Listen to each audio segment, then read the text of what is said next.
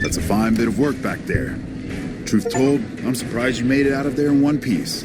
You and the dam. I'm impressed to say the least, and that's no easy thing. You've secured NCR's future. The administration sends its thanks for what it's worth.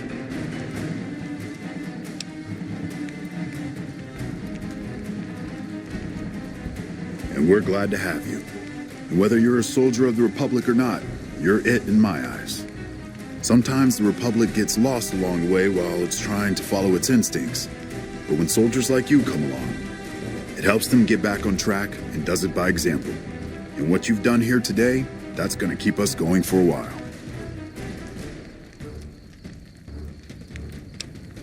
We clean up, take prisoners, watch the east for any more trouble from the Legion.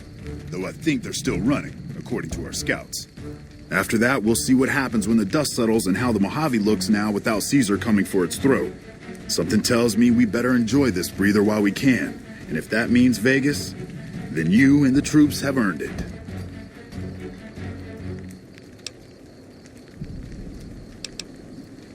Of course not. You earned it. Rest up. Let us carry things for a while. Kind of curious how this is going to pan out in the long run. But I guess history will tell us in its own sweet time.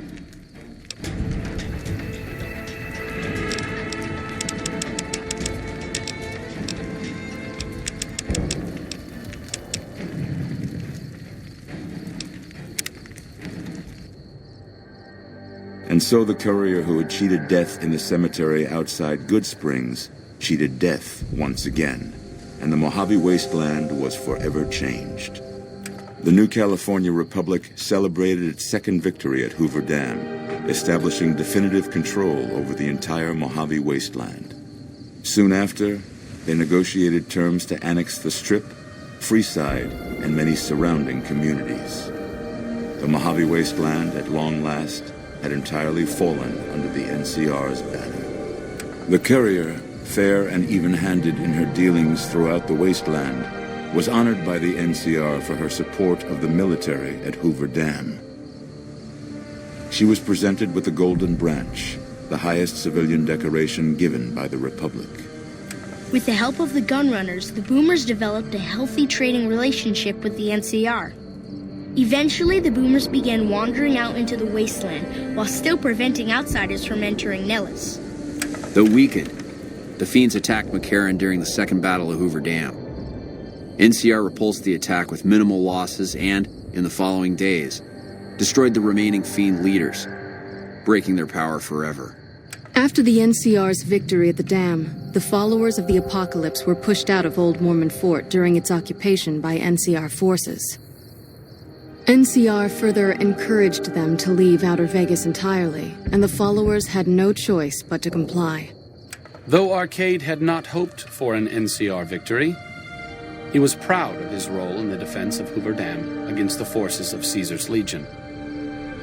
Unfortunately, when word spread that Arcade was once a member of the Enclave, he was forced out of the followers of the Apocalypse. Pursued by bounty hunters, NCR Rangers, and the Brotherhood of Steel, Arcade pushed deep into the eastern plains and was never heard from again. Goodsprings saw more trade along I-15 after NCR gained control of the Mojave Wasteland, but with that came a heavy burden of the Republic's taxes. Some old-timers, unable to handle the cost, were forced to move on, grumbling all the while. The slaughter of the Van Graffs and the Crimson Caravan caused no end of trouble for NCR back west. Already struggling, NCR's supply line suffered further as the two caravans withdrew support until the massacre in the east was resolved. Cass survived to see the NCR flag flying proud over Hoover Dam and thought for a moment, this is what a hero must feel like.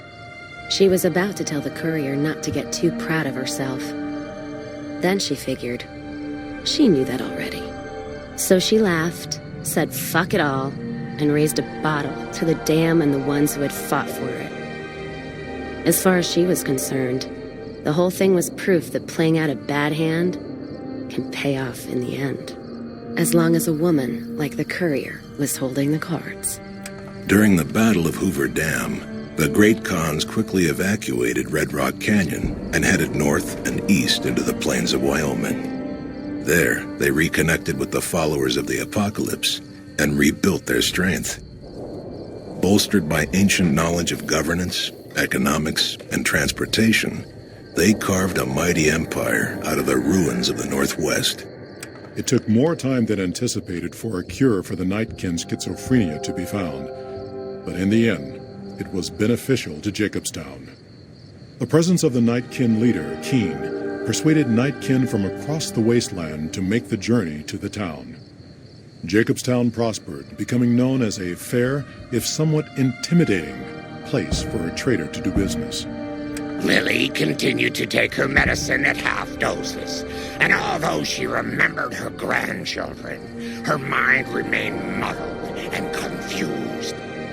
Eventually, she parted ways with the courier and traveled west, seeking the remnants of her past. While the NCR was busy fighting the Legion at Hoover Dam, some kings took it upon themselves to attack NCR citizens and soldiers around Freeside.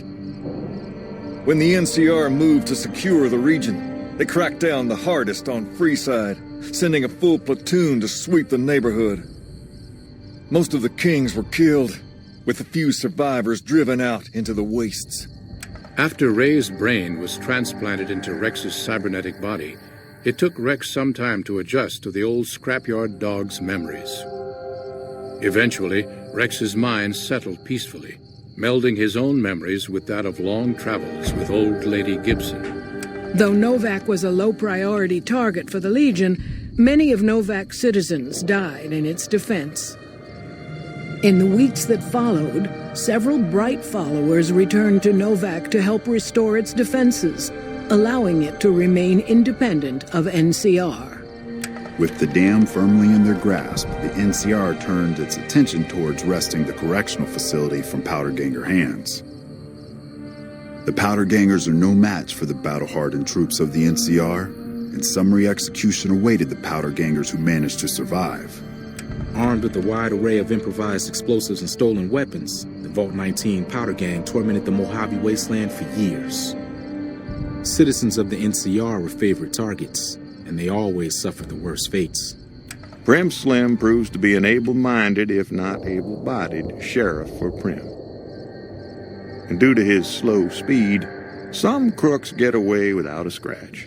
But Prim continues to prosper under his watchful robotic eye. After their bold arrival at Hoover Dam, the remnants disappeared as quickly as they came. Legends of their power spread throughout the Southwest, a reminder of why people once feared the sight of vertibirds in the sky. And so the Courier's Road came to an end, for now. In the new world of the Mojave Wasteland, fighting continued, blood was spilled, and many lived and died just as they had in the old world. Because war never changes.